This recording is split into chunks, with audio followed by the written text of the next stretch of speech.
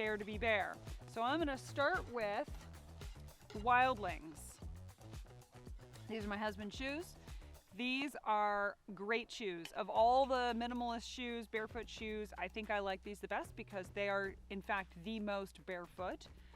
But the drawback of these shoes is that they're not particularly durable, so they're really for city use. A little bit more challenging for hiking or more rugged, or especially outdoor rain.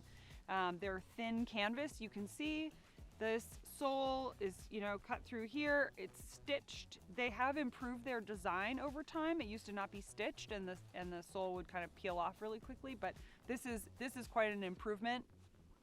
So these shoes, nice and flexible. You can roll them up. They're great for travel, great for storage. They're, like I said, these are probably some of the most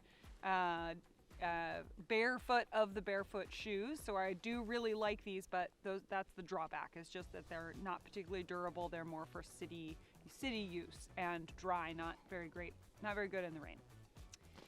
The next shoe that I'm going to talk about is the Vivo Barefoot. This is a little bit more durable, so it's still